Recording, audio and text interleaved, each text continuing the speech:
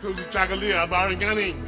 We're going to go ahead and move into the next section of our program. Self-determination is very important.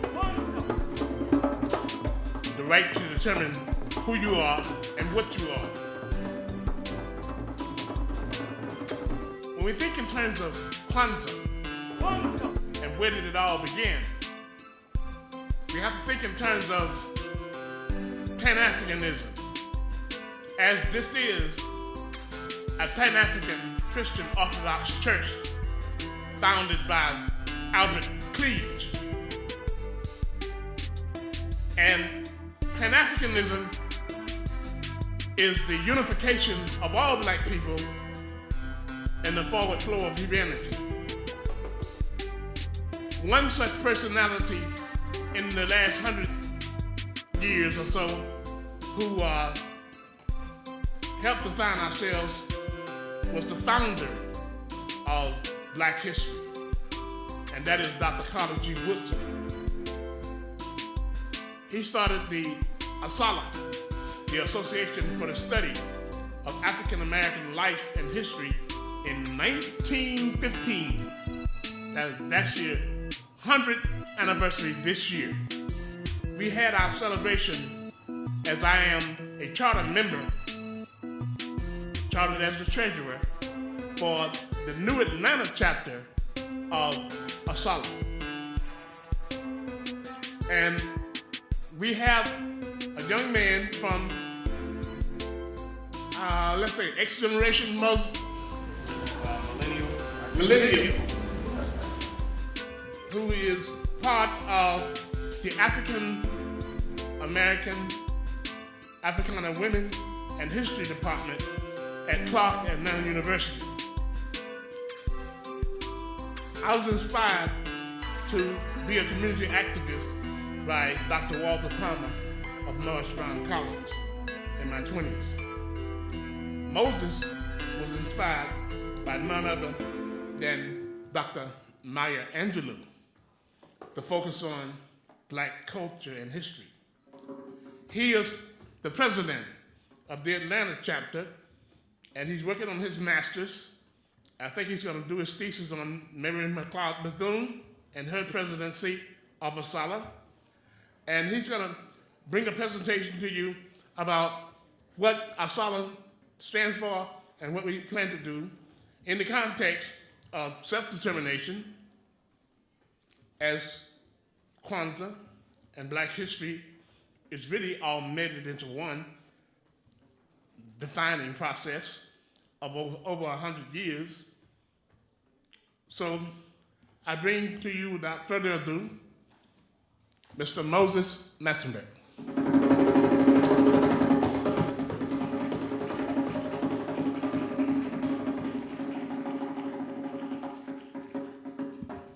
Greetings, everyone. Thank you for coming out. For those of you who saw my son, Asala, our newborn, his nose was bleeding. I just want you to know that everything is okay. He scratched himself. And also, he's been dancing to the drums. This is his first time around drums, so it's been a good energy. So my name is Moses Massenberg. Tonight, I'm just going to be Moses. I'm named after Harriet Tubman. Not Moses of Exodus, but Harriet Tubman for the Union Army. And I'm the president of the Atlanta branch of the Association for the Study of African American Life and History. Before I begin, I want to let you all know that I come bearing gifts in the spirit of Kwanzaa for the children in the room. I have Carter G. Woodson posters. Here. And each young person in the room is going to get one free of charge. So what is ASALA and who is Carter G. Woodson? Who was Carter G. Woodson and what did he do? For those of you who don't know, Black History Month was founded in 1926, inaugurated in 1926 as Negro History Week. In 1915, Dr. Carter G. Woodson founded the Association for the Study of Negro Life and History. He founded the association because he was tired of white scholars who had never been to Africa, who had never spoken to Black people in any respectful manner, determining the way that the world saw Black people. He was tired of Africa being referred to as the dark continent, a continent without life, without accomplishments, without achievements. So he sought out to correct white supremacist depictions of black people in all areas of society. Thus, the Association for the Study of African American Life and History. Carter G. Woodson devoted his entire life to black studies as though it was a life and death struggle. He bought a house in Washington, D.C. at 1538 9th Street and turned it into the headquarters for the Association for the Study of Negro Life and History. He lived on the 3rd floor, and he used in the attic and used the rest of the house to birth Black History Month, disseminate information, train scholars, train historians, train black people in a city where people from all over the world constantly visited our nation's capital. During a time when black people did not have access to libraries and access to encyclopedias, and the Library of Congress did not catalog the existence or the accomplishments of black people. Carter G. Woodson provided a home for black intellectual thought that is now the reason that Black history is celebrated all over the world. Now, a lot of people criticize Black History Month as a February celebration because they don't realize that black people are a mighty people and black people are all over the world. Wherever there are black people, there is Black history. Black History Month is celebrated in February in the United States, but Black History Month is celebrated in October in Canada. Black History Month is celebrated in March in different parts of the United Kingdom. Black History Month celebrations are celebrated for every month of the year in different parts of the world. So Black History Month is an annual celebration. When we think of black people in terms of their accomplishments and them as a united people in the world, then we understand that Black History Month is more than just a month. Thank you all. Now, what I want to talk about is Mary McLeod Bethune. A lot of people don't know that the Association for the Study of African American Life and History is the reason that there is a Black History Month. But Mary McLeod Bethune is one of the former presidents of the association, and she held the longest presidency. She was president of ASALH from 1936 until 1951. Now, for those of you who study history, world history, you know that those years marked the years of the Great Depression. Those were the years after the stock market crashed. Those were the years when everybody was unemployed and people were depressed and we didn't know what we were going to do. But those years affected black people more than anyone else because of white supremacy and discrimination in employment that existed before the crash of the stock market. But Mary McLeod Bethune took the Association for the Study of Negro Life and History to new levels in spite of the Great Depression. Now, for those of you who do know, Mary McLeod Bethune founded Bethune-Cookman College in 1904 in Florida and institutionalized education of black people in the state of Florida in a matter of years. But she also served at the federal government level under FDR, Franklin Delano Roosevelt's administration, as the director of the National Youth Association in the Negro Affairs Division. So, I come bearing gifts for children, and I come to depart you with knowledge on the history and the sacrifices that ancestors, Dr. Carter G. Woodson and Mary McLeod Bethune, made for us as black people. And I want you all to remember that they were born in 1875, both born in 1875. Albert Einstein, which a lot of people know, was also born in the 1870s and 1879. So I want you to remember the 1870s as a period of black awakening, of black power, of black history, of black self-determination. And I want you all to stop thinking of black people as victims, because we all know that black people are a strong people. And I want you to celebrate the history of black people. I want you to encourage young people to celebrate the history of black people. I want you to take black history to prisons, senior citizens' homes, schools, on the streets. I want you to take black history to more than just the classroom, because right now black history is under attack. There are institutional forces that we can see, some that we can't see, that want to do away with the legacies of our ancestors and the accomplishments of our ancestors. And I want you to, like Mary McLeod Bethune asked the association to, I want you to make sure that you make black history understandable to the capacity of black children. So black children can understand black history, and they can repeat the names of our ancestors, and when you've all transcended into ancestorhood for years and years to come. Thank you for listening.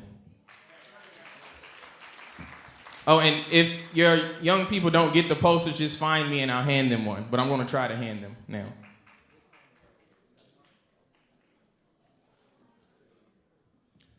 Ashay, let's give Brother Moses another round of applause. We have him representing the Clark Atlanta University African American Studies program, the Black Studies program at Clark. We also have Tonae Watkins, who's in our Black Studies program at Clark Atlanta University, as I am in the Black Studies program.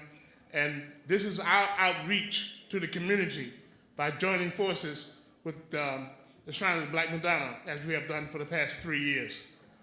Now we have more on self-determination by a brother who came up to me.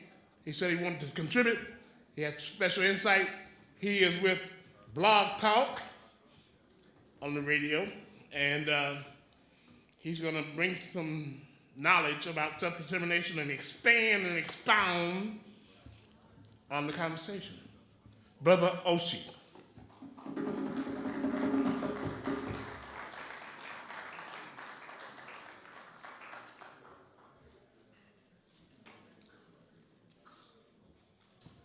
It is a custom in our African tradition to ask elders for permission to speak. I know I'm kind of, people call me Baba, but there are esteemed elders. So when there are esteemed elders in presence, even someone as old as me must ask elders permission to speak.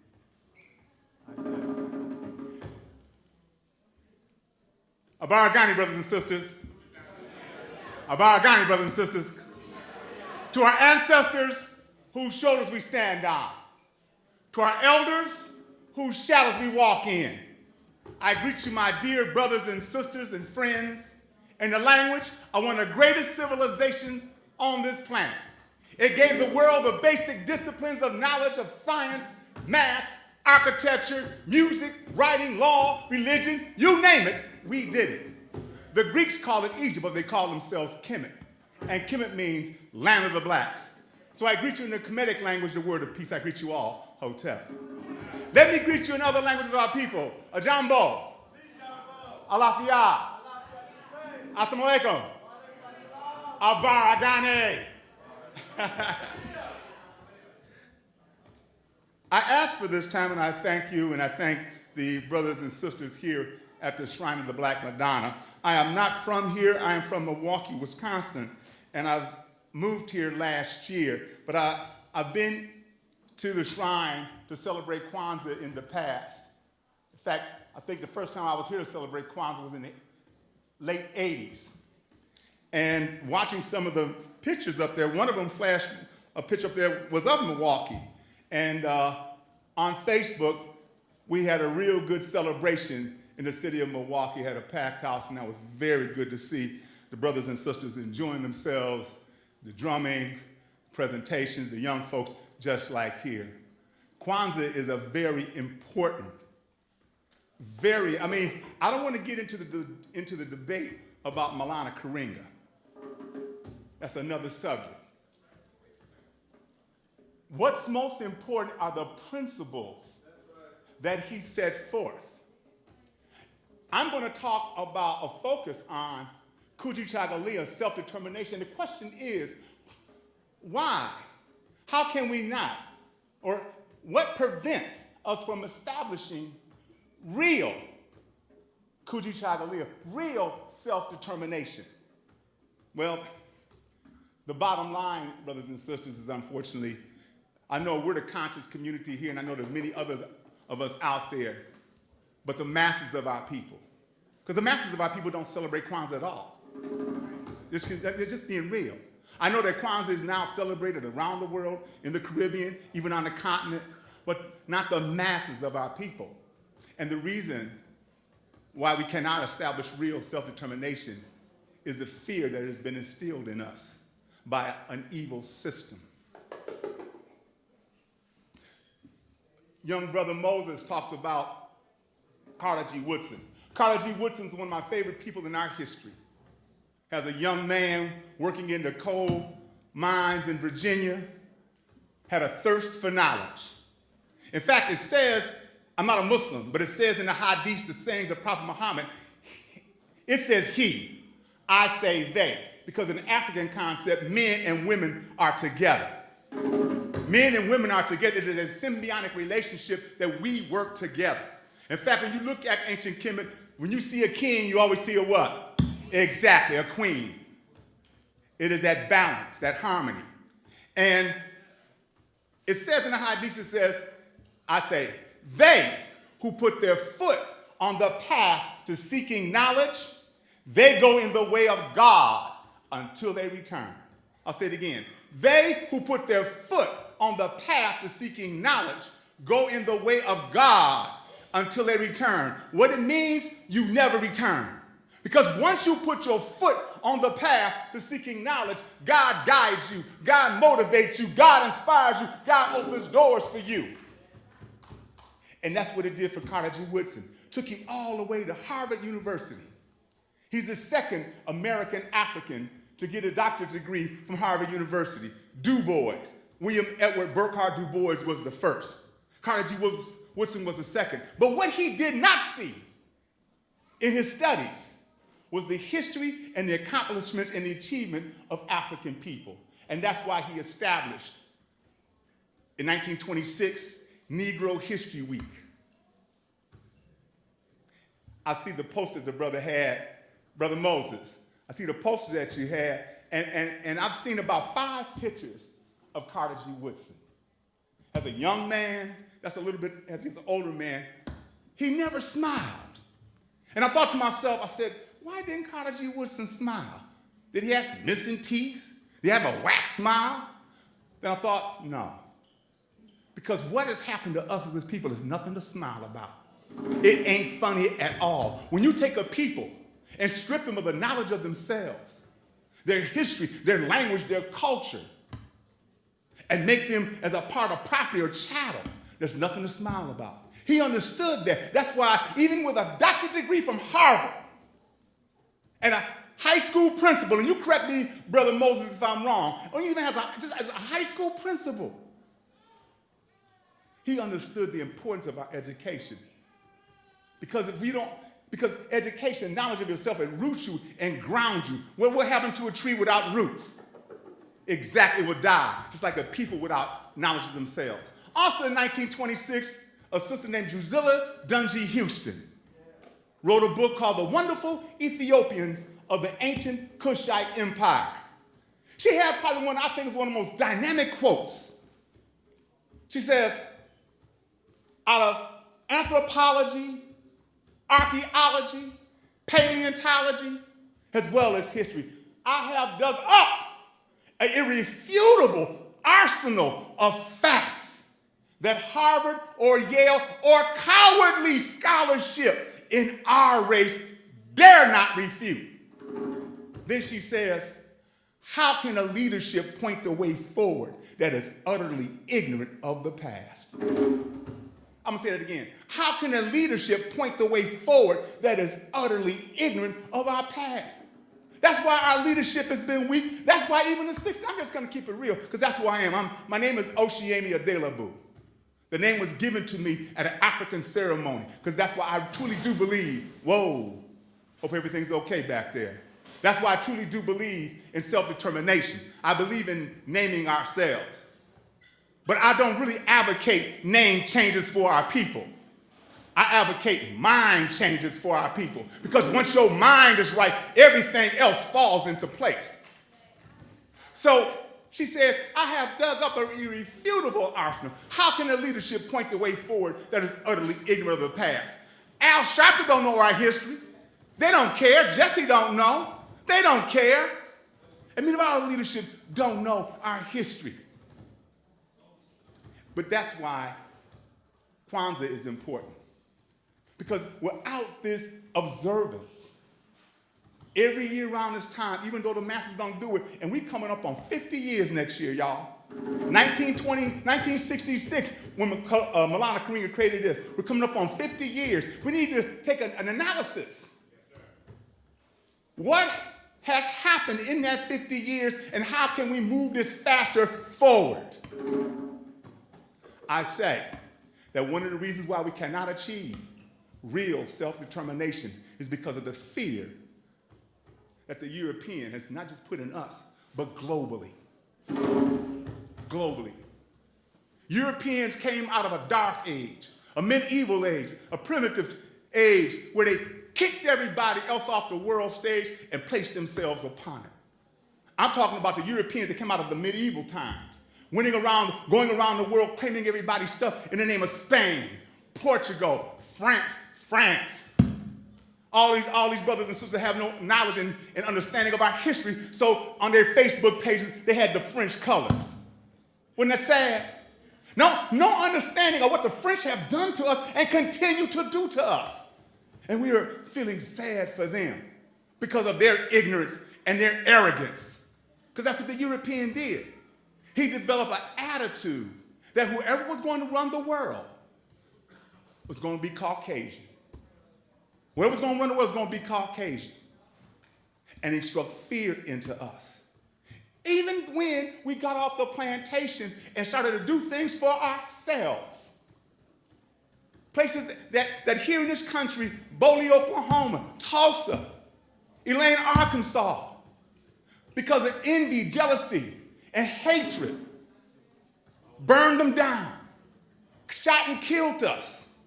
The terrorization of the Ku Klux Klan.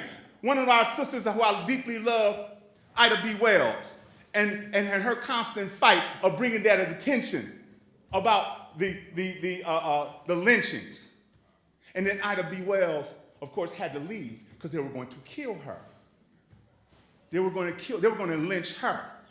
Because that's what they have done, strike terror into us. I know not us, the conscious people, some of us are a lot stronger in our minds, but I'm talking about our masses of people.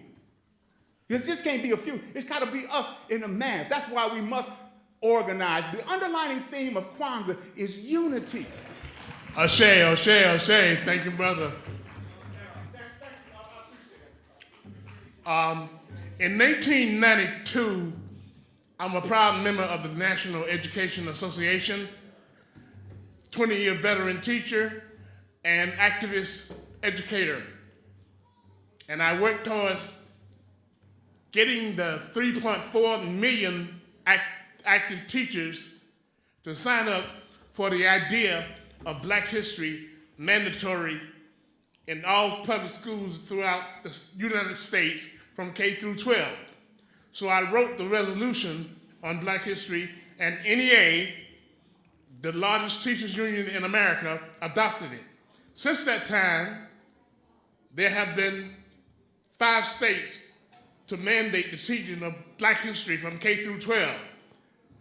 Those states are Florida, Arkansas, Colorado, Michigan, and Illinois. I've been back here working on my doctorate and working with the People's Agenda to make Georgia state number 6. Ms. Floyd, relay that to your father.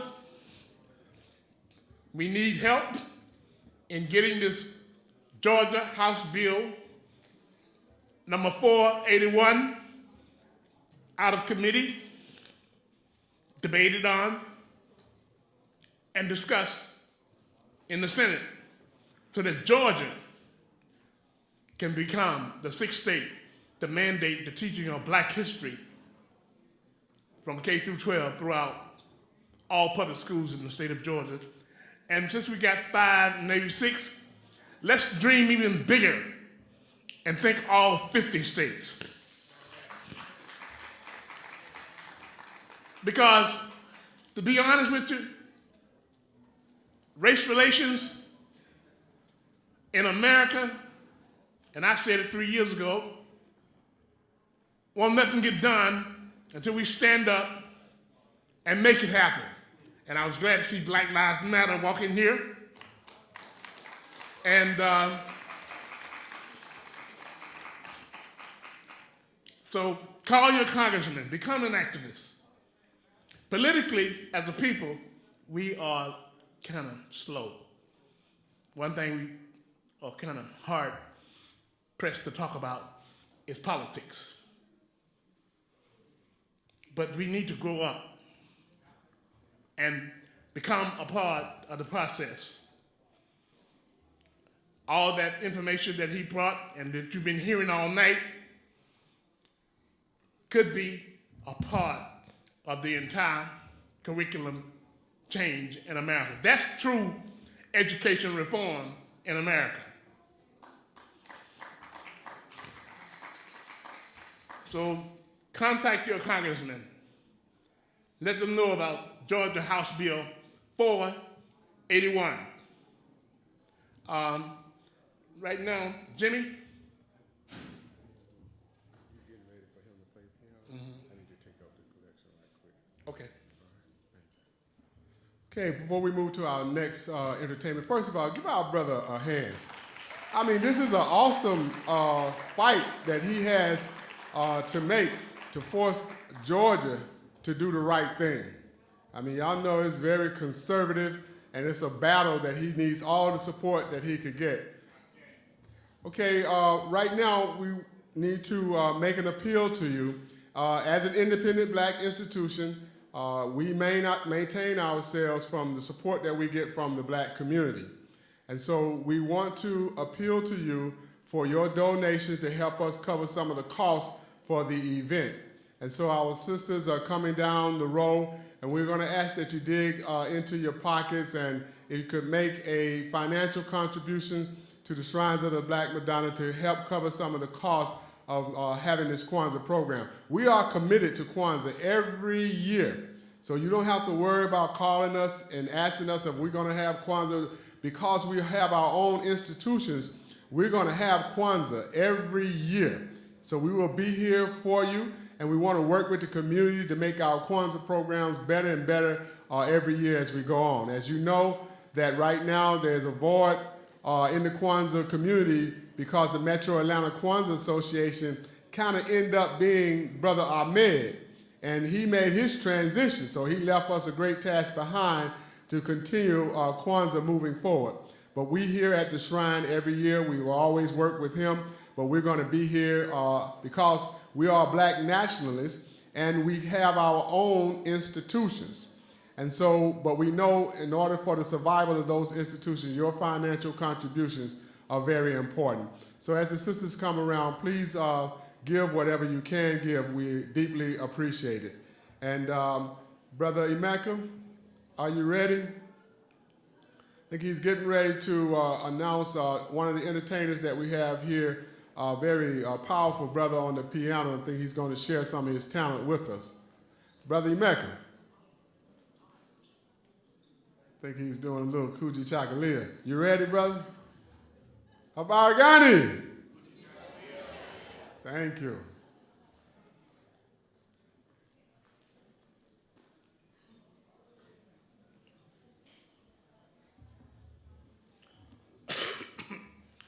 You know, one of the great things about our people is the resiliency and resistance and creativity we have always exhibited, whether it was from hieroglyphics to paintings on the walls of tombs to cubism, artists like Charles White and Lois May Lou Jones and Jeff Donaldson, black artists.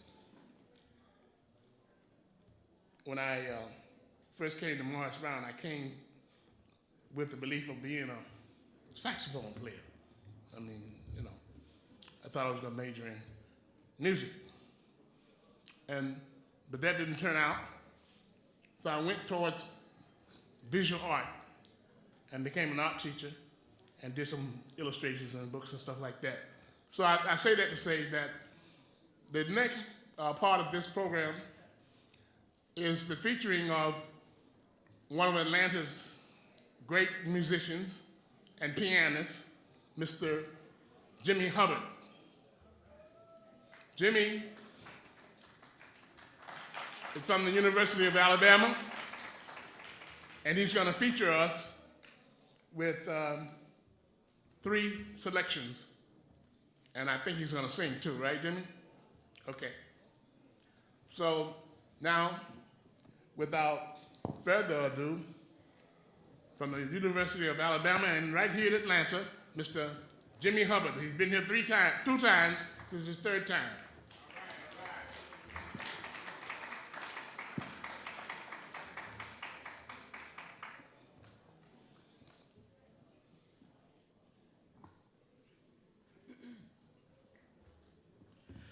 Greetings. Good evening. Before I go ahead and perform, I would like to express or say that, announce that I do have my own TV show, and the name of my TV show is called Jimmy Hubbard Live, and it's on the internet, it's worldwide. Now, Jimmy Hubbard Live is obviously positively performance.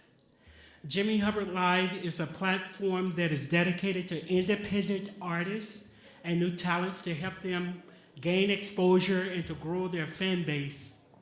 Jimmy Hubbard Live are a main source for music videos, independent artists, behind the scenes, special interviews, and a lot more. To follow me, you can go to jimmyhubbardlive.com. That's my website, www.jimmyhubbardlive.com. Also, you can follow me on Twitter. It's at Twitter at jimmyhubbard11. Okay, my first selection that I will be performing is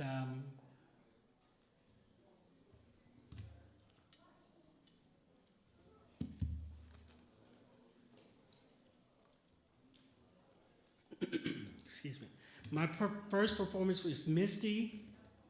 The second one is My Funny Valentine. And then I'm gonna grab the mic to sing a song by Larry Graham, One in a Million.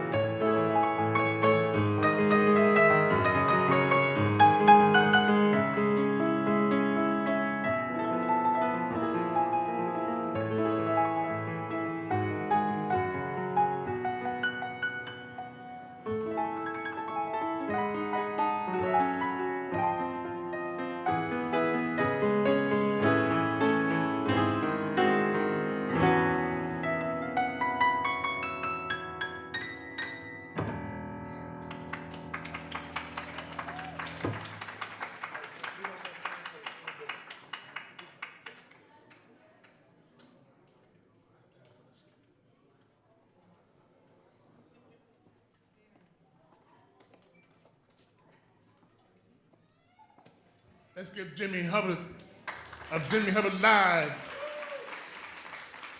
Magical Fingers. We have a young dance ensemble, and we want to present them at this time.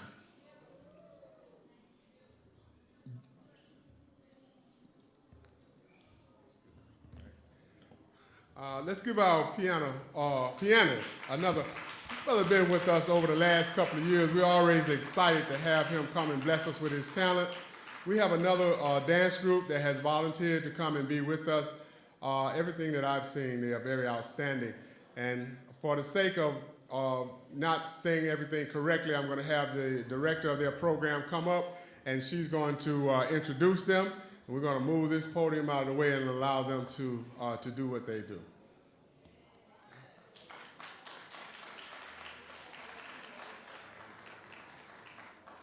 Habari gani? Habari gani?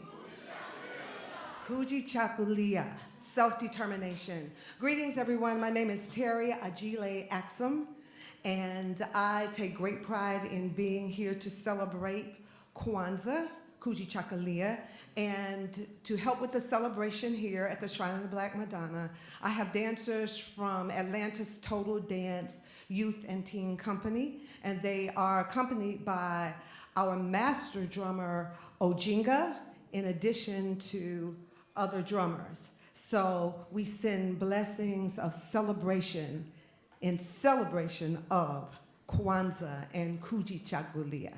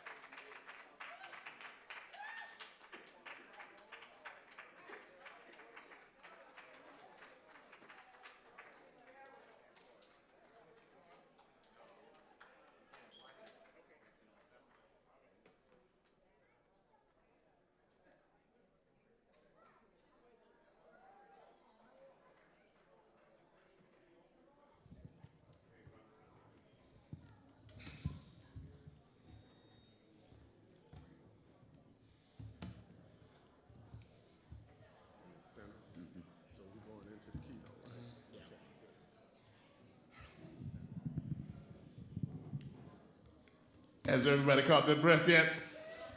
Let's give them another round of applause because they were sensational, fantastic, over the top. Nothing like black talent and professional precision. We're going to move right along. Our keynote is in the African American Studies Department at Clark Atlanta University, working on a doctorate degree. She has a master's in theology, and she's here for the third time to expound on Kwanzza. I've introduced this on and then present to others, none other than Ms. Charlotte S. Williams from Chattanooga, Tennessee.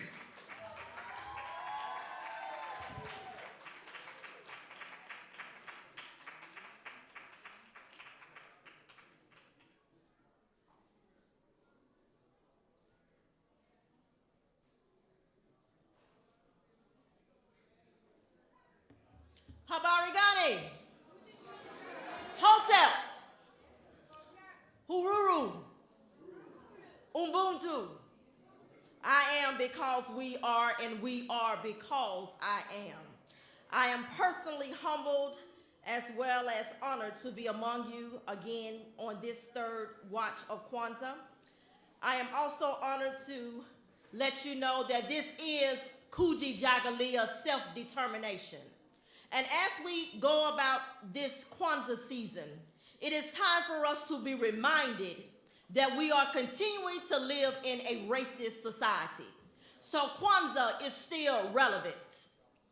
We also must realize that as we are here, Kwanzza is about those that are soldiers, that are not afraid to speak out against the injustices that our people have endured.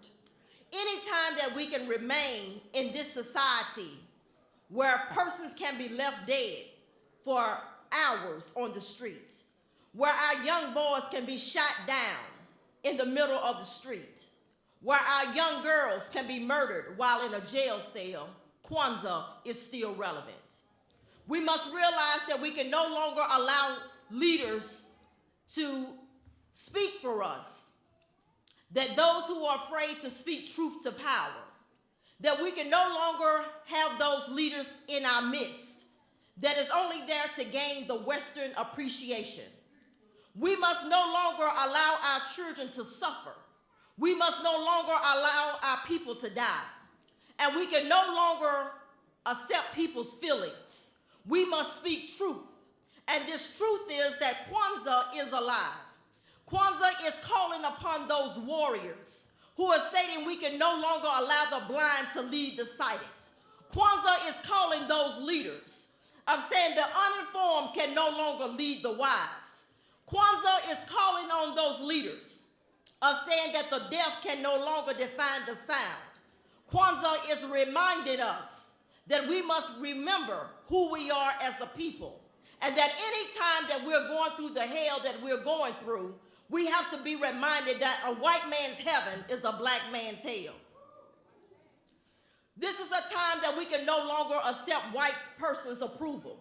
We must always speak out against those forces of oppression. We can no longer allow those that look like us, that have African faces but really mean us no good. We must no longer allow the role that so many have hidden behind, the role of illusion for inclusion. We can no longer allow those whose skin look like ours become the tool for those of us who are bashing over our heads. We can no longer allow those who speak for us only to be paid by their masters.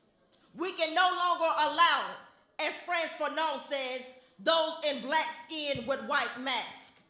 We must now speak truth to those powers, and we can no longer allow anyone who is standing on the African tradition to remain loyal to the white power structures. We can no longer allow our leaders to become an oppressive puppet of Western imperialism. We can no longer allow our leaders to become those instruments of what the West would have us to get away with in Africa. We can no longer allow those drones to be thrown on our people. Somalia invasion, African takeover, AFRICOM, or even the support of Israel. We can no longer accept the culture of celebrity as a tool of our oppression. We must now seek and always remember that white supremacy is still alive. We can no longer be trapped in the white man's matrix with no land, no education, no morals. We can no longer allow unemployment to go in our own communities. We have to stop looking for jobs and create those jobs.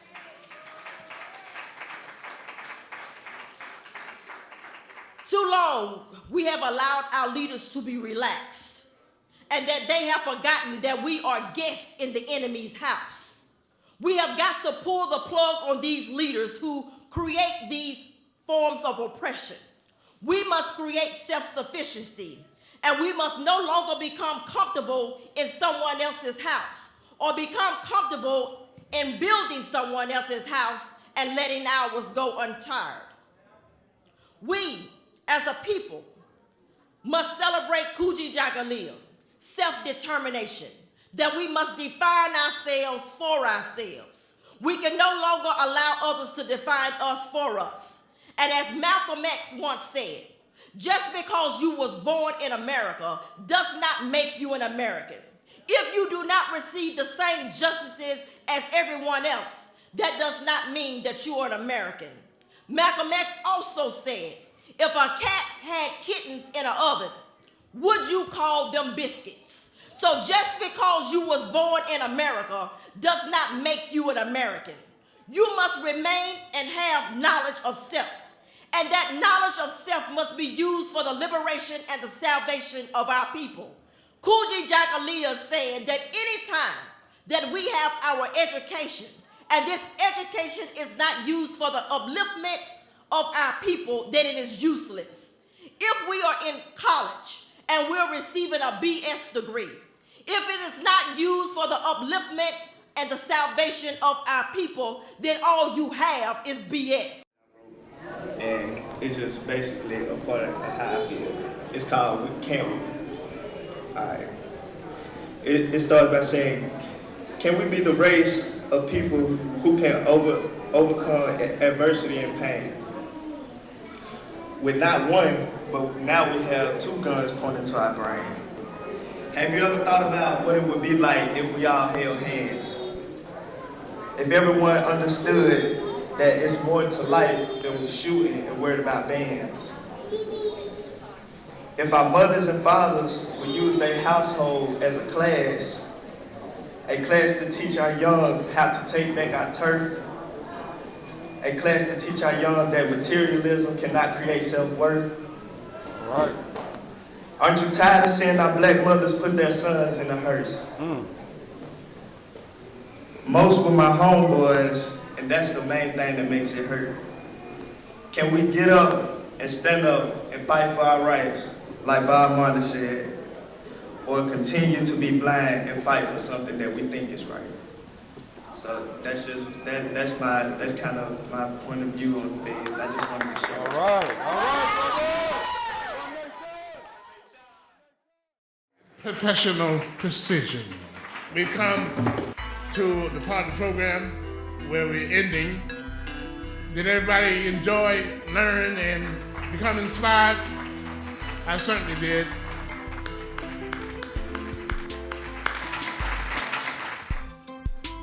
We want to thank you, Brother Emeka, again.